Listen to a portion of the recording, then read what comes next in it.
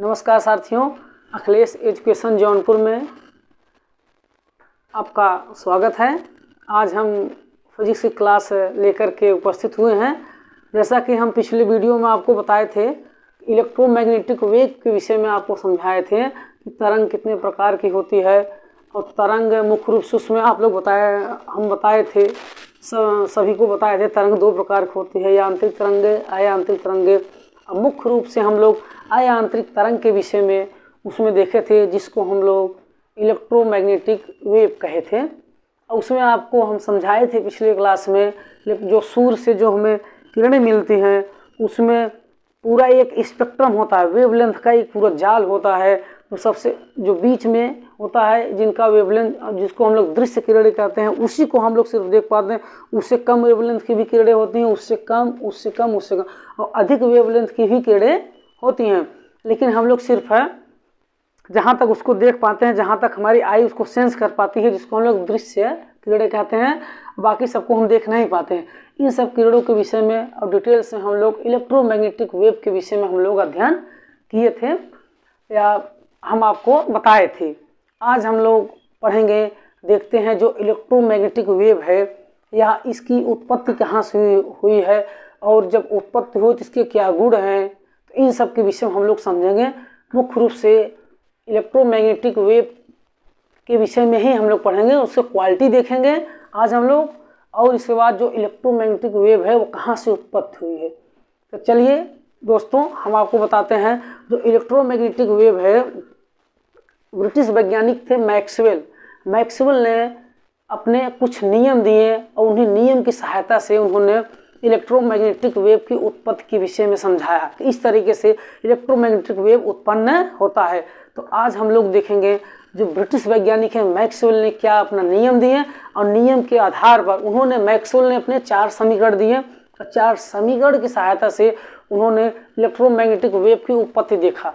Actual में जो electromagnetic wave है, जिसको हम लोग विद्युत चुंबकीय तरंग कहते हैं, यह तो सूर्य से प्राप्त जो एनर्जी आती है, जो प्रकाश आता है, उसमें उपस्थित है। लेकिन साथ में मैक्सवेल ने कुछ विशेष प्रकार के परिपथ में या सर्किट में भी देखा कि वहाँ भी इलेक्ट्रोमैग्नेटिक वेव उत्पन्न होती हैं।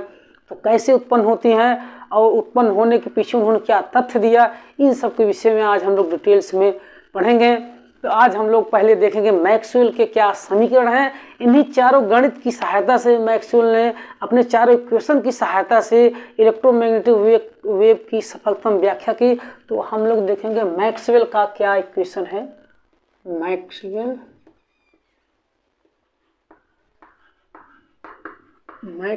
इक्वेशन, ब्रिटिश वैज्ञानिक मैक्सवेल ने अपने 4 नियम दिए और 4 अपना इक्वेशन दिए। 4 इक्वेशन की सहायता से उन्होंने समझाया कि इलेक्ट्रोमैग्नेटिक वेव का अस्तित्व पाया। तो उन्होंने जो पहला इक्वेशन दिया है, वास्तव में जो मैक्सवेल वैज्ञानिक हैं वो अलग से कोई अपना 4 समीकरण नहीं लाए हैं। जितना भी आप लोग चुंबकत्व में पढ़े हैं, जितना भी आप लोग इलेक्ट्रिसिटी में पढ़े हैं, और वहीं के जितने वैज्ञानिक के जो नियम थे, उन नियम को ला करके एक जगह इकट्ठा कर दिए या एकत्रित कर दिए। तो उन्होंने कहा कि यही चारों नियम है। इन्हीं चारों इक्वेशन की सहायता से उन्होंने इलेक्ट्रोमैग्नेटिक वेव के विषय में डिटेल्स में समझाया। तो हम लोग देखेंगे उनका क्या इक्वेशन है, कैसे है। तो पहला इक्वेशन है विद्युत की गॉस का नियम। जो मैक्सवेल का पहला इक्वेशन है, विद्युत की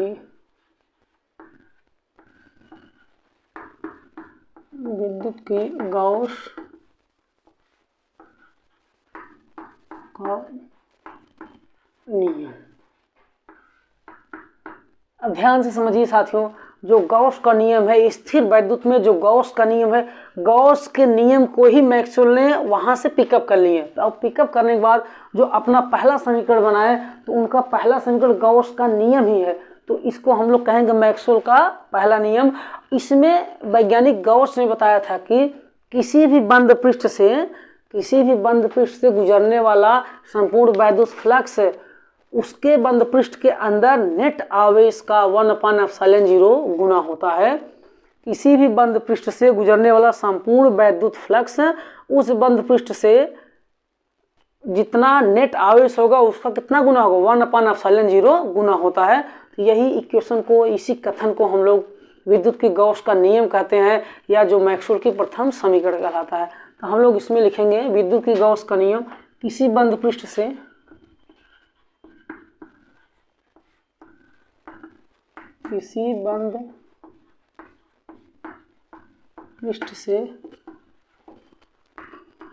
गुजरने वाला वैद्युत फ्लक्स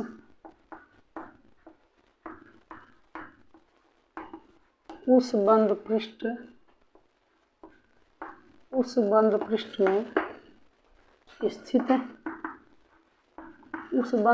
में स्थित संपूर्ण आवेश का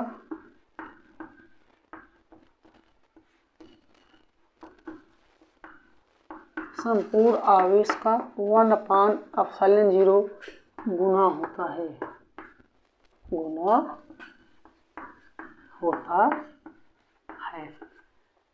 यही गॉस का नियम है। यही गॉस का नियम ही क्या है, मैक्सवेल का प्रथम इक्वेशन है। इसको हम लोग गणितीय रूप में लिखेंगे तो E vector E dot dA equal to जितना आवेश रहेगा उसी का 1/ε0 गुना। यह मैक्सवेल का प्रथम इक्वेशन है जिसको हम लोग गॉस इक्वेशन कहते हैं। देखिए, जब बंद पृष्ठ होता है तो इंटीग्रल को हम लोग इस तरीके से क्लोज्ड इंटीग्रल ऐसे लगा देते हैं। जो बंद पृष्ठ रहता है कहीं तो इंटीग्रल को हम लोग इस तरीके से क्लोज्ड इंटीग्रल ऐसे लगा देते हैं। तो closed integral E dot dA equal to Q/ε0, मतलब उस बंद पृष्ठ के अंदर जितना आवेश रहेगा उसका कितना गुना होगा, 1/ε0 गुना। एक्चुअल में यह गॉस की प्रमेय है। गॉस की प्रमेय को ही वैज्ञानिक मैक्सवेल ने परिभाषा, गॉस की प्रमेय को ही वैज्ञानिक मैक्सवेल का प्रथम नियम कहते हैं। तो गॉस की प्रमेय यही है और यही मैक्सवेल का प्रथम इक्वेशन भी है। तो स्थिर विद्युत से अपना ले लिए गॉस का नियम, वैज्ञानिक मैक्सवेल ने बताया कि यही क्या है, मैक्सवेल का प्रथम इक्वेशन है। एक्चुअल में ये वास्तव में कुछ नया नहीं है। गॉस की प्रमेय को ही हम लोग मैक्सवेल का फर्स्ट नियम कहते हैं या प्रथम इक्वेशन कहते हैं। तो यह पहला इक्वेशन है मैक्सवेल की इक्वेशन। मैक्सवेल वैज्ञानिक ने अपने 4 इक्वेशन दिए। 4 इक्वेशन उनका पहला समीकरण है या पहला इक्वेशन यह है। इसकी हम लोग परिभाषा जब लिखेंगे तो किसी बंद पृष्ठ से गुजरने वाला संपूर्ण वैद्युत फ्लक्स उस बंद पृष्ठ में स्थित संपूर्ण आवेश का 1/ε0 गुना होता है। अब हम लोग देखेंगे जो मैक्सवेल का समीकरण है, दूसरा क्या नियम है। तो दूसरा नियम मैक्सवेल का है चुंबकत्व का गॉस का नियम।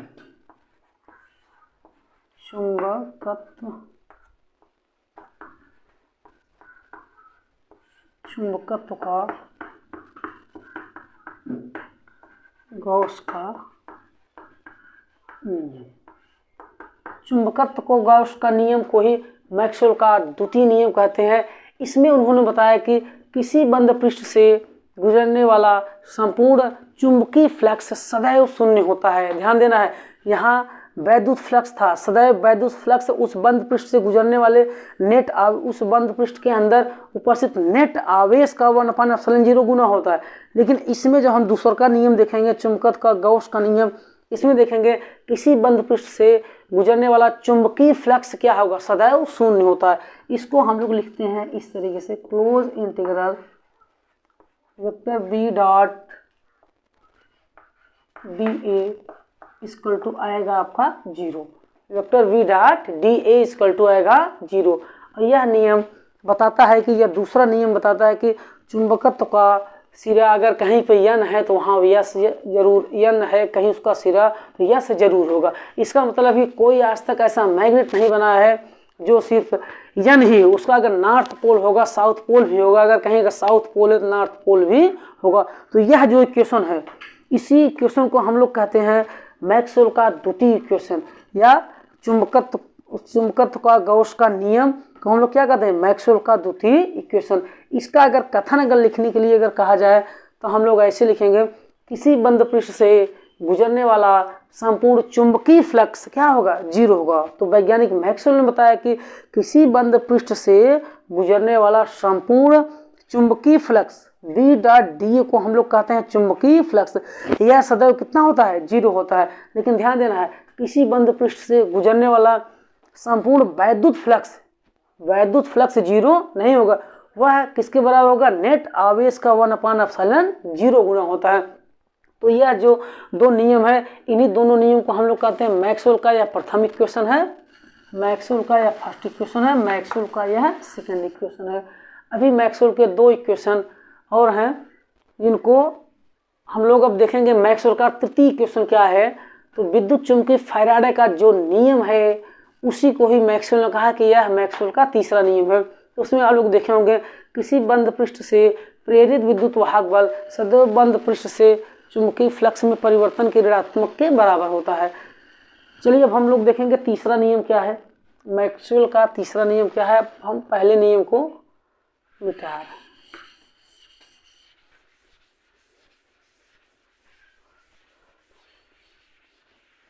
मैक्सवेल का तीसरा नियम, मुख्य रूप से मैक्सवेल का तीसरा नियम जो फैराडे का नियम है, प्रेरण संबंधी वैद्युत चुंबकीय प्रेरण का जो फैराडे का नियम है वही मैक्सवेल का तीसरा नियम है। तो एक्चुअली यह फैराडे का नियम है, जो फैराडे का नियम है, फैराडे का नियम, इसी को ही मैक्सवेल ने कहा कि यह हमारा तीसरा नियम बनेगा। ध्यान समझिए, जो मैक्सवेल वैज्ञानिक है एक्चुअल कुछ नया खोज नहीं किए हैं। जितने भी नियम पहले से आप लोग पढ़ रहे हैं या पढ़े या देखे हैं, चाहे चुंबकत्व हो चाहे इलेक्ट्रिसिटी हो, उन्हीं नियम को मैक्सवेल ने निकाला और एक क्रम से रख दिए, एक क्रम से 4 समीकरण बना दिया और उन्होंने कहा कि अब हमारे ये चारों क्या है, हमारे इक्वेशन है। उन्हीं चारों इक्वेशन की सहायता से वैज्ञानिक मैक्सवेल ने विद्युत चुंबकीय तरंगों की व्याख्या की और उसकी खोज की। अब जरा हम लोग देखते हैं फैराडे क्या नियम है। फैराडे का नियम आप लोग जानते होंगे, जब किसी बंद परिपथ से बद्ध किसी बंद परिपथ में से बद्ध उसके चुंबकीय फ्लक्स के मान में परिवर्तन होता है तो इसमें एक प्रेरित विद्युत वाहक बल उत्पन्न हो जाता है, जिसके कारण उस परिपथ में प्रेरित धारा उत्पन्न हो जाती है। ध्यान समझिएगा दोस्तों, किसी बंद परिपथ से बद्ध जब चुंबकीय फ्लक्स के मान में परिवर्तन होता है, जब चुंबकीय फ्लक्स के मान में परिवर्तन होता है तो वहाँ एक प्रेरित विद्युत वाहक बल उत्पन्न हो जाता है, जिसके कारण उसमें उस परिपथ में एक प्रेरित धारा उत्पन्न हो जाती है। और जो प्रेरित विद्युत वाहक बल उत्पन्न होता है उसको हम लिखते हैं ई से। जो प्रेरित विद्युत वाहक बल है ई इक्वल टू होता है फ्लक्स में परिवर्तन की ऋणात्मक दर के बराबर होता है, अर्थात negative sign D phi B upon D T. अर्थात जो फ्लक्स में परिवर्तन होगा, फ्लक्स परिवर्तन की दर के ऋणात्मक के बराबर होगा। जो तीसरा नियम है, इस इक्वेशन को हम लोग फैराडे का नियम कहते हैं। फैराडे के नियम को ही हम लोग क्या कहते हैं, मैक्सवेल का तीसरा इक्वेशन कहते हैं, अर्थात E equal to with negative sign D phi B upon D T. आप लोग जानते होंगे, जब किसी बंद परिपथ से बद्ध उसके चुंबकीय फ्लक्स के मान में परिवर्तन होता है तो वहाँ एक प्रेरित विद्युत वाहक बल उत्पन्न होता है, जिसके कारण उस परिपथ में एक प्रेरित धारा बहने लगती है।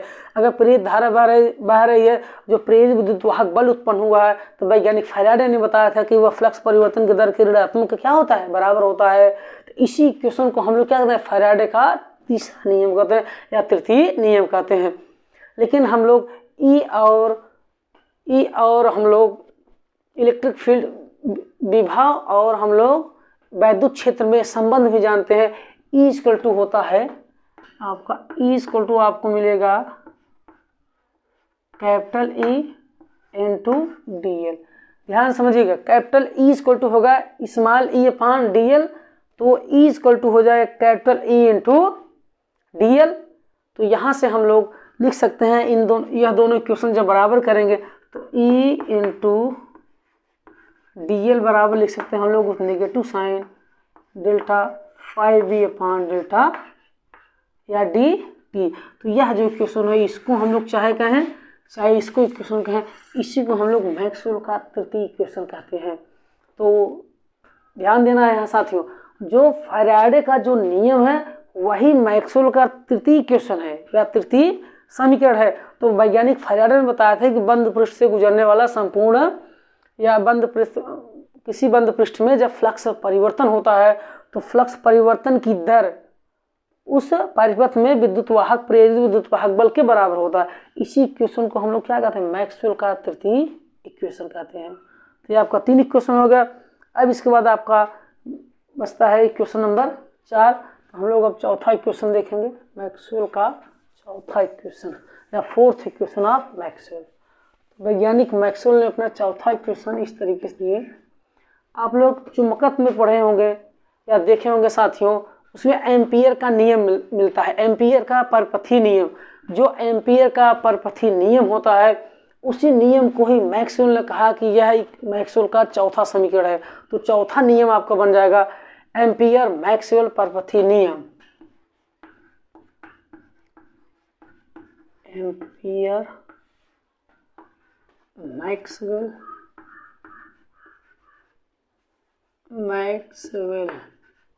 एम्पियर मैक्सवेल परपथी नियम, परपथी नियम। यहाँ चौथा क्वेश्चन हम लोग समझेंगे। जो एम्पियर मैक्सवेल का जो परपथी नियम है उसमें उन्होंने कहा कि किसी बद्ध परिपथ की सीमा के अनुदिश चुंबकीय क्षेत्र का जो रेखीय समाकल होता है वह चालन धारा तथा विस्थापन धारा का योग होता है। अर्थात उन्होंने कहा कि क्लोज इंटीग्रल B.dl यह जो होगा वह उस परिपथ से बद्ध जितनी धारा रहेगी उसका μ0 गुना होगा। और धारा उसमें हम लोग देखेंगे दो तरीके से, एक होता है चालन धारा जिसको हम लोग IC कहते हैं, प्लस एक होता है विस्थापन धारा जिसको हम लोग ID कहते हैं। यह जो इक्वेशन है वो मैक्सवेल का फोर्थ इक्वेशन है। एक्चुअल में यह कोई नया नियम नहीं है, जो एम्पियर का परपथी नियम है उसी नियम को ही हम लोग क्या कहते हैं, मैक्सवेल का फोर्थ इक्वेशन कहते हैं या मैक्सवेल का चौथा समीकरण। इसमें ध्यान समझिएगा, किसी बंद परिपथ के सीमा के अनुदिश जो चुंबकीय क्षेत्र का जो लाइन इंटीग्रल होगा, जो चुंबकीय क्षेत्र का जो लाइन इंटीग्रल होगा यह है उसके विस्थापन धारा तथा चालन धारा के योग के μ0 गुना होता है। यह जो समीकरण है यह मैक्सवेल का चौथा समीकरण कहलाता है। तो इस तरीके से साथियों वैज्ञानिक मैक्सवेल ने अपने 4 नियम दिए और इन्हीं चारों नियम की सहायता से उन्होंने इलेक्ट्रोमैग्नेटिक वेव की सफलतम व्याख्या की, उन्होंने अस्तित्व पाया। तो वैज्ञानिक मैक्सवेल ने यह देखा कि, ध्यान से समझिएगा दोस्तों, वैज्ञानिक मैक्सवेल ने यह देखा कि जब किसी परिपथ के पास से कोई जब हाई फ्रिक्वेंसी का उसमें करंट जब फ्लो होता है, हाई फ्रिक्वेंसी का करंट फ्लो होता है तो वहाँ से कुछ एनर्जी, वहाँ से कुछ तरंगे एनर्जी को लेकर के बाहर निकलती हैं, वहाँ से कुछ हाई एनर्जी की तरंगे बाहर निकलती हैं। उन्हीं तरंगों को मैक्सवेल ने कहा कि विद्युत चुंबकीय तरंगे हैं। ध्यान से समझिएगा दोस्तों, जो मैक्सवेल को जो 4 इक्वेशन, मैक्सवेल वैज्ञानिक ने जो अपने 4 इक्वेशन दिए, हम लोग क्रम से चारों इक्वेशन विषय में पढ़ें डिटेल्स में। अब चारों इक्वेशन पढ़ने के बाद काफ़ी दिनों बाद मैक्सवेल वैज्ञानिक ने विद्युत चुंबकीय तरंगों की व्याख्या की, विद्युत चुंबकीय तरंगों की व्याख्या की और उनके विषय में समझाया, उनको कुछ क्वालिटी के विषय में समझाया वो समझे। अब जो मैक्सवेल जो चारों इक्वेशन है, तो पहला इक्वेशन था विद्युत की गॉस का नियम, जो एक्चुअल में जो गॉस का नियम था वही क्या है, मैक्सवेल का प्रथम नियम है। और दूसरा नियम जो चुंबकत्व में गॉस का जो नियम है वही क्या है, मैक्सवेल का द्वितीय इक्वेशन है। और तीसरा नियम मैक्सवेल में जो फैराडे का नियम था उसी को ही मैक्सवेल ने कहा कि हमारा तीसरा नियम है। जो चौथा नियम है, जो एम्पियर का परपथी नियम हम लोग जानते हैं, वही इक्वेशन को उन्होंने कहा कि यह चौथा नियम है। तो वैज्ञानिक मैक्सवेल ने एक्चुअल में अपनी कोई नई खोज नहीं की है, जितना भी स्थिर विद्युत में समीकरण थे, जितने भी नियम थे, उन्होंने नियम को उन्होंने पिकअप कर लिया इलेक्ट्रिसिटी से और मैग्नेटिज्म से। वहाँ से दोनों नियम को उन्होंने पिकअप करने के बाद एक सीरीज में चारों को एक नियम से उन्होंने लिख कर कहा कि यह हमारे नियम है, यह मैक्सवेल का नियम है। और इन्हीं चारों नियम की सहायता से वैज्ञानिक मैक्सवेल ने विद्युत चुंबकीय तरंगों के विषय में डिटेल्स में समझाया और डिटेल्स में बताया। तो जरा साथियों अब हम लोग अगला इसके विषय में देखेंगे, विद्युत चुंबकीय तरंगों के क्या गुण होते हैं। ध्यान समझिएगा, जब किसी परिपथ, मान लीजिए कोई यहाँ पर एक परिपथ है और यह परिपथ किसी बल्ब में ऐसे, यहाँ एक हम लोग बल्ब बना दें, इस बल्ब में यहाँ एक रजिस्टर बना दें, प्रतिरोध बना दें, इसमें धारा भेज रहा है, यहाँ हम लोग AC सप्लाई कर दें। यहाँ इस AC सप्लाई से इस परिपथ में धारा जा रही है। अब ध्यान समझिएगा दोस्तों, वैज्ञानिक मैक्सवेल ने बताया कि जब किसी परिपथ में अगर उच्च आवृत्ति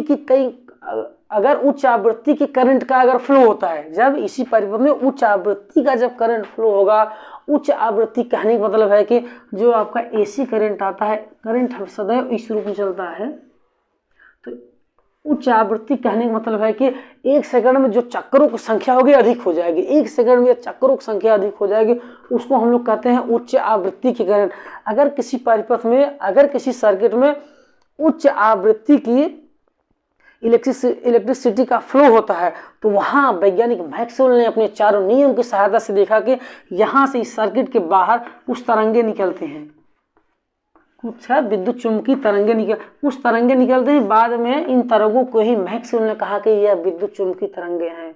इनका उत्पादन हम लोग विद्युत चुम्बकीय तरंगों सूर्य से देखे हैं। यहाँ कुछ विशेष प्रकार के सर्किट में भी विद्युत चुम्बकीय तरंगों का निर्माण होता है, जिनकी सफलतम व्याख्या वैज्ञानिक मैक्सवेल ने अपने चारों इक्वेशन की सहायता से की। और यहाँ ध्यान देना है, जब उच्च आवृत्ति की यहाँ AC करंट सप्लाई होगी, तभी यहाँ से इस परिपथ से जो बाहर कुछ तरंग निकलते हैं, जो किरण निकलेगी, उसको हम लोग कहते हैं विद्युत चुम्बकीय तरंगे। तो इस तरीके से कुछ है जिसको हम लोग इलेक्ट्रोमैग्नेटिक वेव कहते हैं, इलेक्ट्रोमैग्नेटिक वेव कहते हैं। इन सब के विषय में हम लोग पिछले क्लास में डिटेल्स में पढ़े थे, लेकिन हम लोग इलेक्ट्रोमैग्नेटिक वेव के क्या गुण होते हैं, प्रॉपर्टी के विषय में, जिसको हम लोग कैरेक्टरिस्टिक्स कहते हैं या अभिलक्षण, उसके विषय में हम लोग नहीं देखे थे। तो अब हम साथियों इलेक्ट्रोमैग्नेटिक वेव का डिटेल्स में पढ़ेंगे, उसके गुण क्या होता है या इस तरीके से समझेंगे।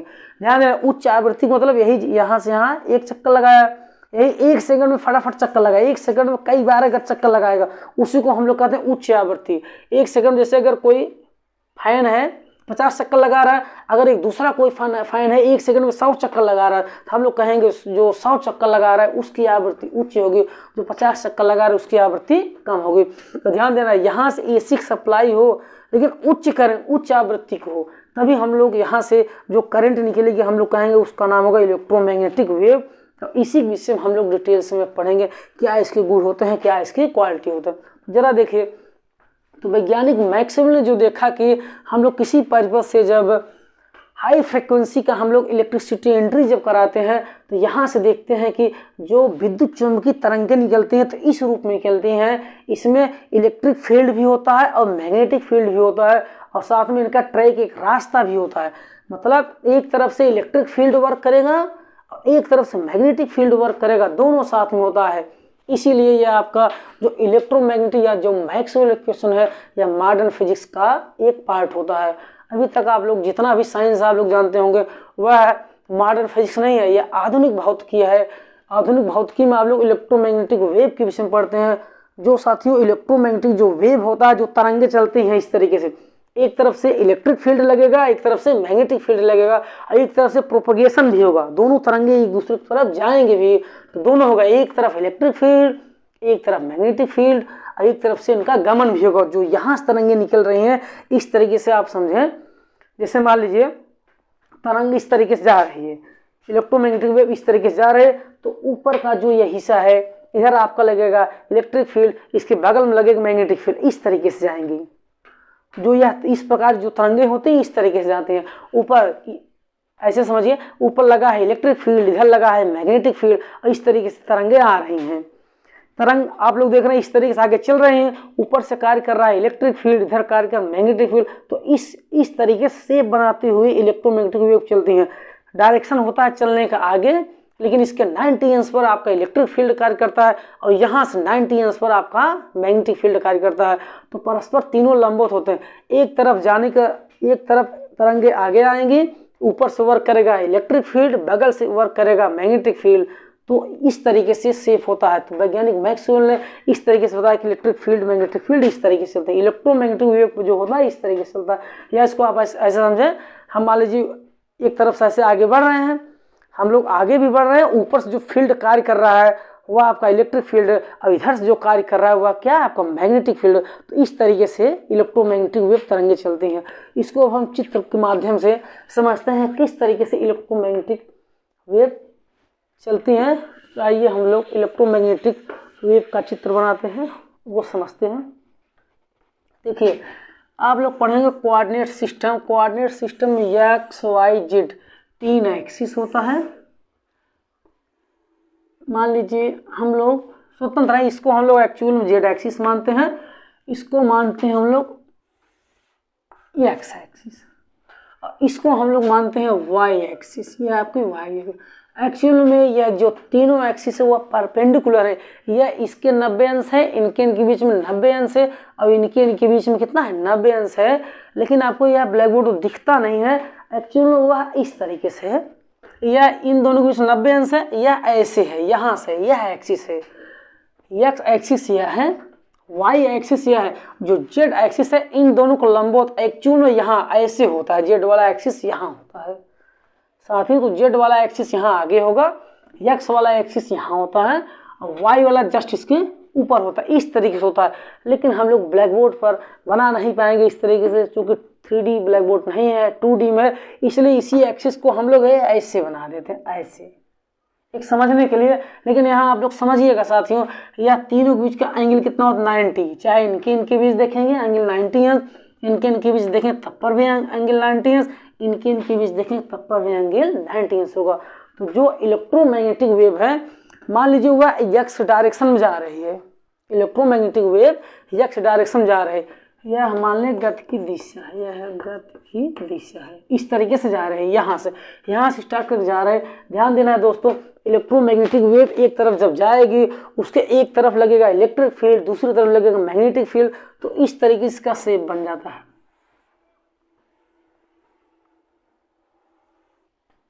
हम लोग ऐसे बनाएंगे, ठीक है साथियों। इस तरीके से आपका इलेक्ट्रिक मैग्नेटिक वेव होता है। तो हम लोग इसको एक्स एक्सिस है, और ऊपर आपका वाई एक्सिस है, इधर जेड एक्सिस है, तो यहाँ तरंगे इस तरीके से चलते हैं। इलेक्ट्रोमैग्नेटिक जो वेव होता है इस तरीके से चलते हैं, लेकिन उसके नीचे आपका यहाँ आपका इस तरीके से इसके आपका इसको रिवर्स करेगा, इसको इधर रिवर्स करेगा, इसको इधर, इस तरीके। तो एक्चुअल में जो साथियों इलेक्ट्रोमैग्नेटिक वेव जो होती है इस तरीके से चलती हैं। अब इसमें भी ऊपर आपका इलेक्ट्रिक फील्ड लगा होता है, नीचे मैग्नेटिक फील्ड होता है, और देख रहे हैं ये इलेक्ट्रिक फील्ड ऊपर होगा, नीचे मैग्नेटिक फील्ड होगा। अब गति की दिशा इधर, तीनों परस्पर लंबवत होती हैं ऐसे, इस तरीके से, एक ऊपर जाएगा, एक बगल में रहेगा, एक आगे बढ़ेगा। तो इसका जब हम लोग ऊपर दिखाएंगे इस तरीके से, हम लोग पहले इसका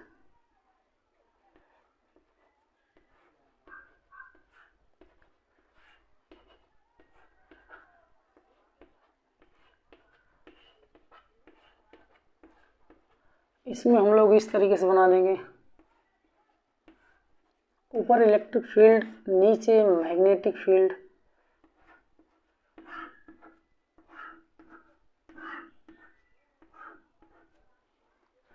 और इसमें भी हम लोग बना देंगे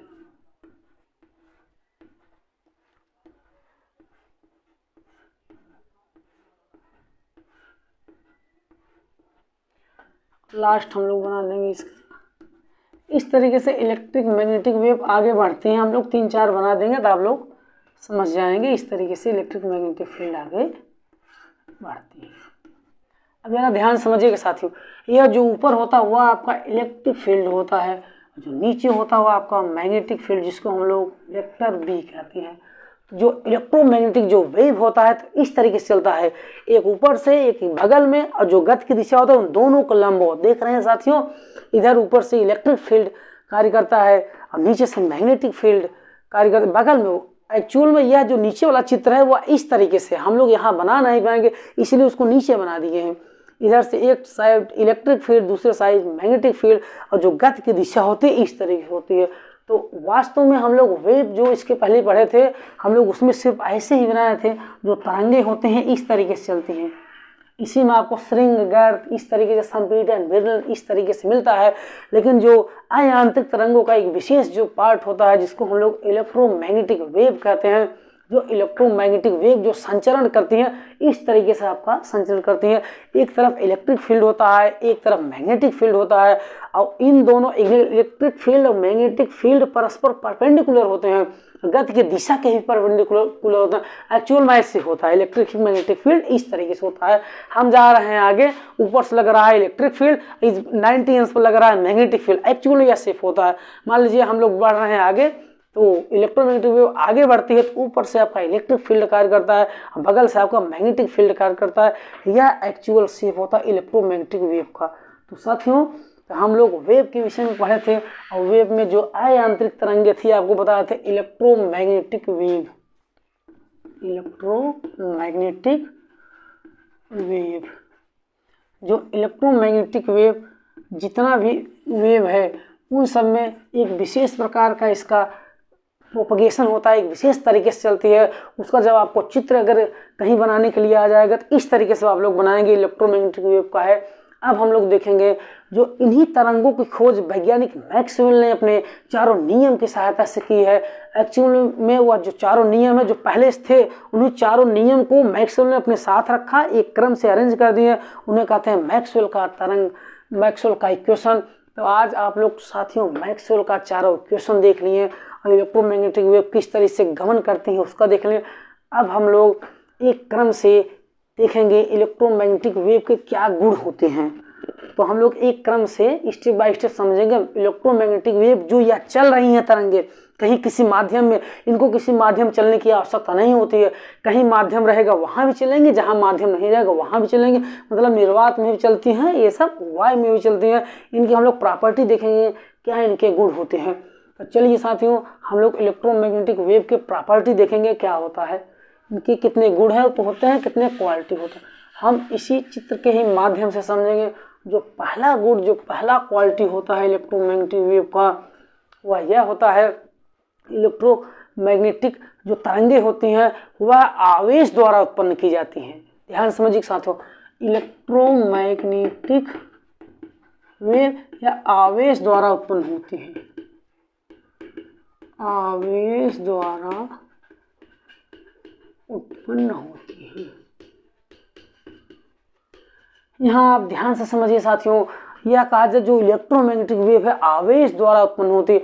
आवेश द्वारा उत्पन्न होने का मतलब, इसके पहले अभी हम लोग एक सर्किट बनाए थे, एक सर्किट के माध्यम से उसमें देखे थे एसी करंट लगा था। जब करंट बहने का मतलब है कि अगर करंट कहीं फ्लो हो रहा है किसी वायर में, इसका मतलब वहाँ आवेश गति कर रहा है। जहाँ अगर कहीं आवेश बहुत स्पीड से गति करेगा उसको हम लोग करंट कहते हैं।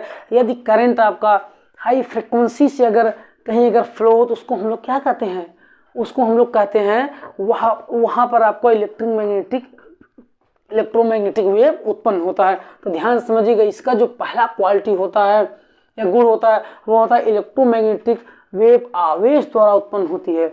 यह आपका पहला क्वालिटी था, इलेक्ट्रोमैग्नेटिक वेव को हम लोग आवेश के द्वारा उत्पन्न करते हैं। अब जो दूसरा इसका क्वालिटी है इलेक्ट्रोमैग्नेटिक वेव का, इलेक्ट्रोमैग्नेटिक वेव तरंगे, ऐसे लिख दे रहे हैं, इलेक्ट्रोमैग्नेटिक वेव तरंगे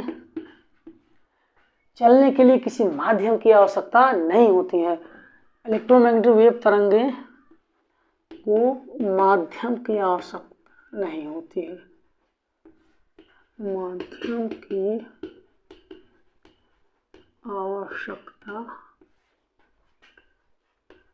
नहीं, इसलिए यहाँ होती। हाँ, ध्यान समझिए साथियों, जो दूसरा क्वालिटी है, जो दूसरा गुण है, इलेक्ट्रोमैग्नेटिक वेव तरंगों चलने के लिए किसी माध्यम की आवश्यकता नहीं होती है। जो यह तरंगे हैं जो इस तरीके से चल रही हैं, किसी भी माध्यम की आवश्यकता नहीं होगी। इसका मतलब वो लोग ठोसों में भी चल जाएंगे, द्रव में भी चल जाएंगे, गैस में चल जाएंगे, जहाँ निर्वात में भी चलेंगे, वायु में भी चलेंगे, जहाँ अगर कुछ नहीं, जहाँ निर्वात है, अंतरिक्ष है, वहाँ निर्वात है, वहाँ भी चल जाएंगे, मतलब किसी माध्यम की आवश्यकता नहीं होगी। तो यह दूसरा क्वालिटी होगा, इलेक्ट्रोमैग्नेटिक वेव को चलने के लिए किसी माध्यम की आवश्यकता नहीं होती है। अब हम लोग देखेंगे जो इलेक्ट्रोमैग्नेटिक जो तरंगे हैं उनका क्या स्पीड होता है, मतलब इलेक्ट्रोमैग्नेटिक वेव तरंगे जो इस तरीके से चलती हैं उनका क्या स्पीड होता है। तो हम लोग तीसरी क्वालिटी में देखेंगे जो इलेक्ट्रोमैग्नेटिक वेव है वह किस स्पीड से चलती हैं, उनका क्या स्पीड होता है। तो हम लोग तीसरा क्वालिटी देखेंगे, इलेक्ट्रोमैग्नेटिक वेव तरंगे किसी माध्यम हो चाहे न हो उस सब में गमन करेंगे। अब किस चाल से गमन करती हैं इलेक्ट्रोमैग्नेटिक तरंगे, 1/√ε0 म्यू 0 इतनी स्पीड से वो गमन करते हैं। इलेक्ट्रोमैग्नेटिक तरंगों का जो वेग होता है वह 1/√ε0 म्यू 0 की चाल से आगे चलती हैं, की चाल से आगे बढ़ती हैं। ध्यान समझिएगा साथियों, जो इलेक्ट्रोमैग्नेटिक वेव जो प्रोपगेशन करते हैं, जो इस तरीके से चलती हैं, उनकी क्या स्पीड होता है 1/√ε0 म्यू 0 इतनी स्पीड से आगे बढ़ती हैं। अब वैज्ञानिक मैक्सवेल ने अपने प्रयोगों का आधार पर सिद्ध किया कि, या हम लोग जानते हैं उन्होंने सिद्ध किया कि यह जो इसका जो वैल्यू आता है 1/√ε0 म्यू 0 का यह जो मान आता है वही प्रकाश की चाल के बराबर होता है। तो अर्थात हम लोग c बराबर क्या लिख सकते हैं 1/√ε0 म्यू 0 म्यू 0 इसका जो वैल्यू मिलता है वो प्रकाश की चाल के बराबर मिलता है। अब प्रकाश की चाल 3 × 10⁸ मीटर प्रति सेकंड होता है। अर्थात यह जो तरंगे हैं, यह जो इलेक्ट्रोमैग्नेटिक वेव हैं, यह प्रकाश की चाल से आगे बढ़ती हैं। चाहे आप ऐसे कहें चाहे इसको कहें, ये जो इलेक्ट्रोमैग्नेटिक जो तरंगे हैं वह 1/√ε0 म्यू 0 की चाल से आगे बढ़ती हैं। इसको प्रयोगों के द्वारा बाद में देखा गया कि इसका जो वैल्यू रखने के बाद यही प्रकाश का वेग आ रहा है, जिसका वेग 3 लाख किलोमीटर प्रति सेकंड होता है। या ऐसे कहें जो प्रकाश का वेग होता है 3 लाख किलोमीटर प्रति सेकंड, इतनी स्पीड से इलेक्ट्रोमैग्नेटिक तरंगे भी चलती हैं, उतनी स्पीड से प्रकाश भी चलता है। तो इसी को हल करने के बाद यही मिला। इसका मतलब इलेक्ट्रोमैग्नेटिक वेव कहीं अगर चलेंगी तो किस स्पीड से चलेंगी, प्रकाश की चाल से चलेंगी, अर्थात 3 लाख किलोमीटर प्रति सेकंड। 1 सेकंड में 3 लाख किलोमीटर प्रकाश चलता है और उतना ही स्पीड से इलेक्ट्रोमैग्नेटिक तरंगे चलती है। यह आपका इलेक्ट्रोमैग्नेटिक वेव का क्वालिटी नंबर 3 था। अब हम लोग देखेंगे इलेक्ट्रोमैग्नेटिक वेव का अगला क्वालिटी क्या है, या अगला गुण जिसको हम लोग कहें क्या है। तो हम लोग देखेंगे इसको 4th क्वालिटी देखेंगे, यहाँ पर लिख दे रहा हूँ 4था क्वालिटी इसकी। ध्यान समझिएगा साथियों, जो 4था क्वालिटी है इसमें यह बताया गया कि जो इलेक्ट्रोमैग्नेटिक जो वेव है उसके जो इलेक्ट्रिक फील्ड वाले जो कंपोनेंट हैं, यहाँ पर ऊपर हम बनाए हैं, ये सब इलेक्ट्रिक फील्ड वाले कंपोनेंट हैं।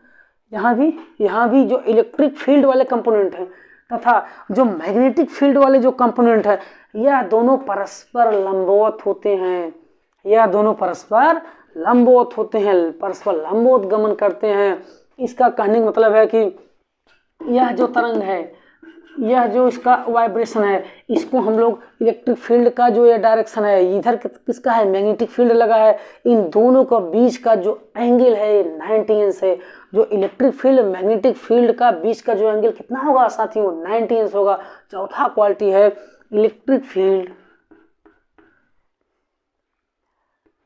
एंड मैग्नेटिक फील्ड दोनों रिएक्ट करती हैं या दोनों वर्क करती हैं कितने अंश पर, 90 अंश पर दोनों चलती हैं, गमन करती हैं। और 90 अंश इसको ऐसा समझिए, यहाँ से आपको दिखाई नहीं देगा, एक्चुअल में यह ऐसे बना है और यह नीचे बना है, ऊपर इलेक्ट्रिक फील्ड यहाँ मैग्नेटिक फील्ड, दोनों के बीच का एंगल 90 नहीं लग रहा है। लेकिन इसको साथियों ऐसे समझिए, यह ब्लैक बोर्ड आपका 2D है, 2D नहीं दिखाई देगा, एक्चुअल में यह ऐसे है, या जो यह फील्ड है ऐसे है, इसके ऊपर इस तरीके से है, इस तरीके से इसको आप ऐसे समझिए।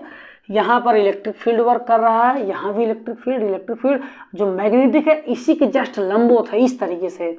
देख रहे हैं ब्लैक बोर्ड के हम लोग ऊपर ऐसे इस तरह रख देंगे, यह लंबवत है इस तरीके, लेकिन हम लोग ब्लैक बोर्ड चूँकि 3D नहीं है, यहाँ नहीं बना पाएंगे, इसीलिए इसको ऐसे पट्ट बना देते हैं हम लोग ऐसे। और यहाँ इसके लंबवत वर्क कर रहा है वह प्लेन में, या इसके लंबवत हम लोग यहाँ बना नहीं पाएंगे ब्लैक बोर्ड पर, तो कहाँ बनाएंगे साथ, इसको लंबवत ऐसे बना देंगे। तो इसीलिए कहा जाता है इलेक्ट्रिक फील्ड मैग्नेटिक फील्ड परस्पर लंबवत होते हैं। लेकिन यह आपको दिखाई नहीं दे रहा है, लेकिन आप लोग समझिए यह ऐसे एक प्लेन में कार्य कर रहा है, यह जो कार्य करने का यह इसके लंबवत है, यहाँ यह इसके क्या है, इसके लंबवत है, इस तरीके से। एक्चुअल में, या इस तरीके से वर्क करता है। लेकिन यहाँ हम लोग बना नहीं पाएंगे, इसीलिए इसको यहाँ ऐसे बना देंगे। यहाँ या इस तरीके से वर्क कर रहा है या इसके लंबवत होता है, लेकिन यहाँ बनाना भी हम लोग ऐसे बना देंगे। तो जो चौथा क्वालिटी है इलेक्ट्रिक फील्ड और मैग्नेटिक फील्ड, तो जो वर्क करते हैं कैसे होते हैं, इनकी दिशा परस्पर लंबवत होती है। इसीलिए कहा जाता है कि इलेक्ट्रिक मैग्नेटिक वेव अनुप्रस्थ होती हैं। सवाल कई बार एक नंबर पूछ देता है, साथियों ध्यान समझिएगा, कंपटीशन एग्जाम में भी पूछ देता है इलेक्ट्रिक फील्ड मैग्नेटिक फील्ड अनुप्रस्थ है या अनुदैर्घ्य है। आपका राइट आंसर आएगा इलेक्ट्रिक फील्ड मैग्नेटिक फील्ड, जो इलेक्ट्रोमैग्नेटिक वेव वर्क करती हैं या अनुप्रस्थ तरंगे होती हैं या अनुदैर्घ्य तरंगे नहीं होती हैं। तो जो चौथा क्वालिटी है electric field and magnetic field 90 अंश पर परस्पर होते हैं तथा ये तरंगे परस्पर अनुप्रस्थ होती हैं। ये तरंगे अनुप्रस्थ होती हैं, अनुप्रस्थ होती हैं, अनुदैर्घ्य नहीं होती है, मतलब ट्रांसवर्स होती है। ये तरंगे क्या होती हैं, अनुप्रस्थ होती हैं, अनुप्रस्थ होती हैं। तो आप लोग क्रम से देखें, इलेक्ट्रोमैग्नेटिक वेव आवेश के द्वारा उत्पन्न होता है। इलेक्ट्रोमैग्नेटिक वेव तरंगों को चलने के लिए माध्यम की आवश्यकता नहीं होती है। इलेक्ट्रोमैग्नेटिक तरंगों का जो वेग होता है 1/√0 μ0 की चाल से आगे बढ़ती हैं। बाद में यही मान को जो हम लोग हल किए यही प्रकाश की चाल आया। ये मतलब इसी को हम लोग c के बराबर लिखते हैं, जिसका वैल्यू होता है 3 लाख किलोमीटर प्रति सेकेंड।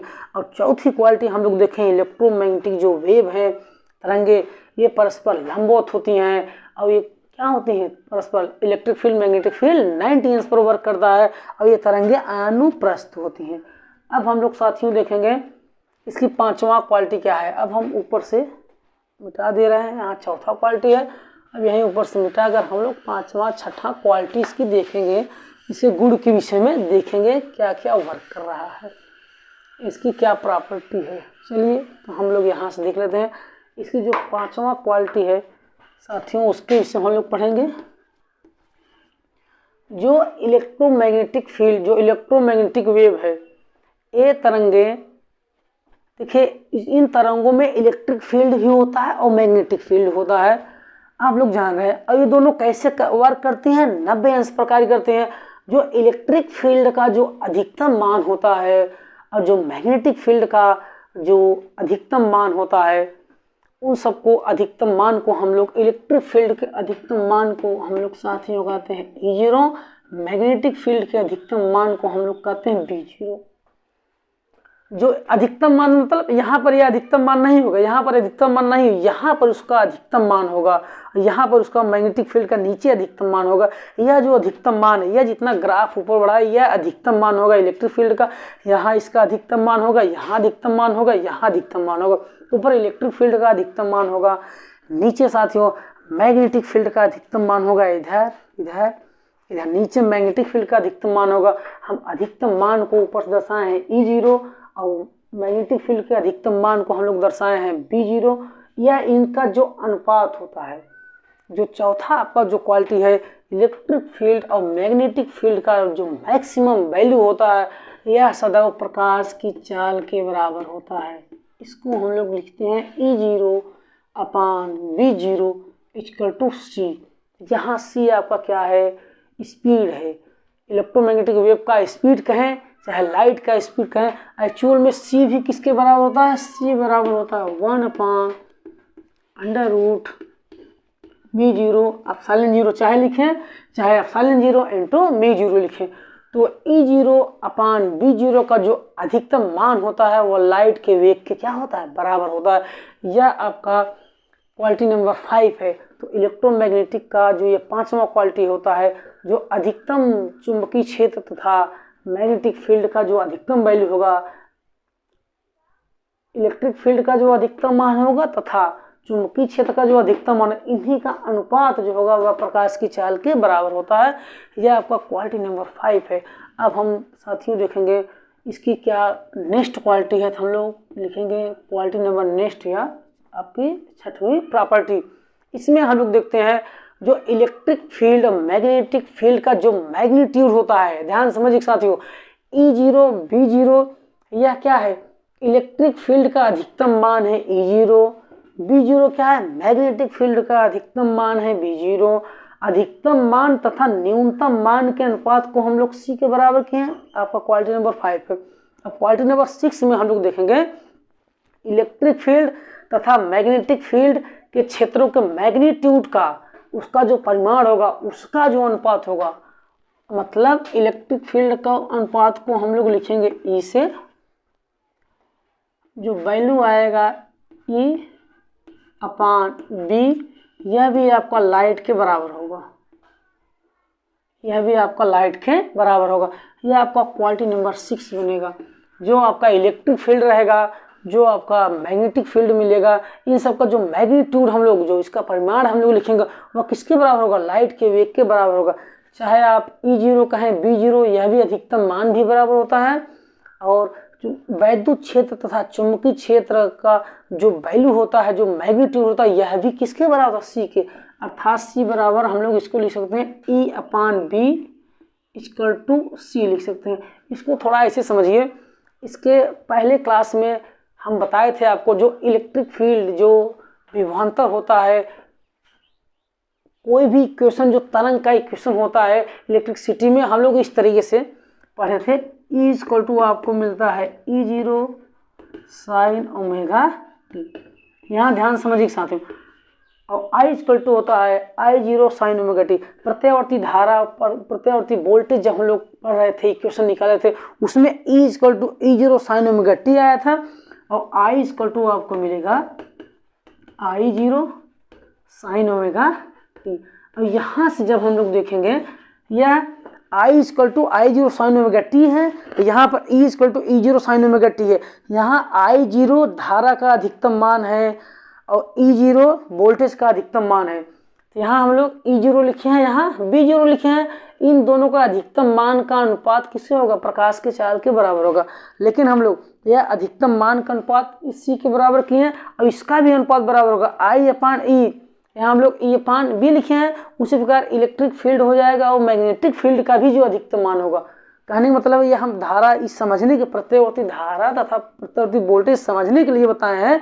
इस तरीके से जब इक्वेशन बनेगा, इसमें भी यह मान होता है, इसमें भी यह मान होता है, तो यह समझने के लिए एक्चुअल में वह E0/B0 जो वैल्यू मिलता है, वह आपका मिलता है E0, मतलब इलेक्ट्रिक फील्ड का अधिकतम मान, B का मान होता है मैग्नेटिक फील्ड का अधिकतम मान। इन दोनों का अनुपात प्रकाश की चाल के बराबर। और यहाँ पर हम लोग देखेंगे इलेक्ट्रिक फील्ड का जो परिमाण है तथा मैग्नेटिक फील्ड का जो परिणाम है, यह दोनों भी प्रकाश की चाल के क्या होता है, बराबर होता है। तो यह आपका क्वालिटी नंबर साथियों 6 था। अब हम लोग इसकी लास्ट क्वालिटी देखेंगे, क्वालिटी नंबर हम लोग 7 देखेंगे, या इन तरंगों की जो 7वीं जो प्रॉपर्टी है, जो गुण है, उसको हम लोग देखेंगे क्या होता है। तो चलिए हम लोग नेक्स्ट क्वालिटी देखेंगे। इसमें ध्यान समझिएगा साथियों, जो इलेक्ट्रिक फील्ड होता है, मैग्नेटिक फील्ड होता है, इस ऊपर कौन सा फील्ड होगा, इलेक्ट्रिक फील्ड, नीचे मैग्नेटिक फील्ड। इन सब में हम लोग देखेंगे जो ऊर्जा घनत्व होता है, जो इलेक्ट्रिक फील्ड का जो ऊर्जा होता है, जो इलेक्ट्रिक फील्ड की ऊर्जा, उसको हम लोग लिखते हैं UE से। UE = 1/2 ε0, जो 1/2 ε0 × E²। जो ऊपर वाला जो पार्ट है इलेक्ट्रिक फील्ड है, इसकी जो एनर्जी आपको मिलेगी साथियों, UE = 1/2 ε0 E²। जो नीचे वाला पार्ट होता है, उसकी जो एनर्जी मिलेगी साथियों, उसको हम लोग लिखेंगे UB से, या ऐसे कहें UB। इसकी जो एनर्जी मिलेगी वो मिलेगा 1/2 μ0 1/2 B²/μ0। इसको हम लोग UE कहें, एक्चुअल में यह UE है, UE, यह आपको बन जाएगा साथियों UB। अब इसको ज़रा ध्यान समझिए, क्या बात कही जा रही है। देखिए, जो एनर्जी आपकी जो मिलेगी इलेक्ट्रिक फील्ड के साथियों, जो एनर्जी मिलेगी इलेक्ट्रिक फील्ड की जो एनर्जी मिलेगी, उसका मान आता है UE = 1/2 ε0 E²। तथा जो मैग्नेटिक फील्ड की जो एनर्जी मिलेगी 1/2 B²/μ0। तो यह एनर्जी का इक्वेशन है, या इलेक्ट्रिक फील्ड के लिए साथ है या मैग्नेटिक फील्ड के लिए। अगर पूछा जाए टोटल एनर्जी कितना होगी, तो टोटल एनर्जी हम लोग यही जोड़ देंगे। मान लीजिए टोटल को हम लोग टी से लिखेंगे, टी इक्वल टू हम लोग लिखेंगे यू ई प्लस यू हम लोग कर लेंगे बी। यू को हम लोग थोड़ा ऐसे बना दें इस तरीके से, U E plus U B. तो टोटल एनर्जी जब आपसे पूछा जाएगा तो हम लोग दोनों जोड़ देंगे। अगर अलग अलग पूछा जाएगा इलेक्ट्रिक फील्ड का, तो इलेक्ट्रिक फील्ड की energy U E equal to 1/2 फलन 0 ई स्क्वायर, मैग्नेटिक फील्ड की U B equal to 1/2 B square 5 mu 0 इतना होता है। तो इस तरीके से साथियों हम लोग इलेक्ट्रोमैग्नेटिक वेव की प्रॉपर्टी देखी। तो चलिए एक बार हम पुनः रिवाइज कर दे रहे हैं आज की क्लास में हम लोग क्या क्या पढ़े। तो साथियों आज हम लोग देखते, पिछले क्लास में हम आपको वेव के विषय में बताए थे, वेव के विषय में आए थे। उसमें कहे थे कि जो तरंगे होती हैं दो तरीके से होते हैं, यांत्रिक तरंगे, अयांत्रिक तरंगे। और यांत्रिक तरंगों में आप लोग देखे थे, अयांत्रिक तरंगों हम लोग इलेक्ट्रोमैग्नेटिक वेव कहे थे। पिछले वीडियो हम लोग इलेक्ट्रोमैग्नेटिक वेव के विषय में डिटेल्स में पढ़े थे। आज हम लोगों ने क्या देखा, जो वैज्ञानिक मैक्सवेल हैं अपना 4 समीकरण दिए, और 4 समीकरण हम लोग चारों समीकरण के विषय में पढ़े। चारों समीकरण पढ़ने के बाद वैज्ञानिक मैक्सवेल ने इलेक्ट्रोमैग्नेटिक वेव की कल्पना की। उन्होंने उसको खोजा किसी एक सर्किट के माध्यम से, किसी एक परिपथ के माध्यम से। अब इसके बाद उन्हीं 4 इक्वेशन की सहायता से उन्होंने इलेक्ट्रोमैग्नेटिक वेव का किस तरीके से गमन होता है, कैसे इलेक्ट्रिक फील्ड कार्य करता है, कैसे मैग्नेटिक फील्ड कार्य करता है, इन सब के विषय में उन्होंने बताया। और इसके बाद हम लोग देखें जो इलेक्ट्रोमैग्नेटिक वेव है उनका डायरेक्शन किस तरीके से होता है, उनका कैसा चित्र बनेगा, कैसा शेप बनता है। लास्ट में हम लोग देखें इलेक्ट्रोमैग्नेटिक वेव की क्या क्या क्वालिटी है। तो हम लोग जो महत्वपूर्ण उसकी क्वालिटियाँ थी, 7 क्वालिटी थी, 7 क्वालिटी के विषय में हम लोग डिटेल्स में पढ़ें और डिटेल्स में समझें। तो इस तरीके से आपका इलेक्ट्रोमैग्नेटिक वेव की क्वालिटी सब समाप्त हुआ, या इस तरीके से हम लोग इसके विषय में समझें। इसमें मैक्सवेल का इक्वेशन प्रमुख था। तो साथियों सबसे प्रमुख इक्वेशन पूछता है एग्जाम वगैरह मैक्सवेल का क्या इक्वेशन है, इसके पहले हम बता चुके हैं।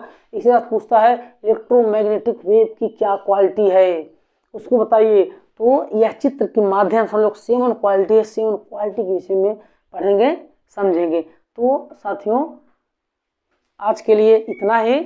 हम अब अगले वीडियो में नया टॉपिक लेके मिलेंगे। नमस्कार।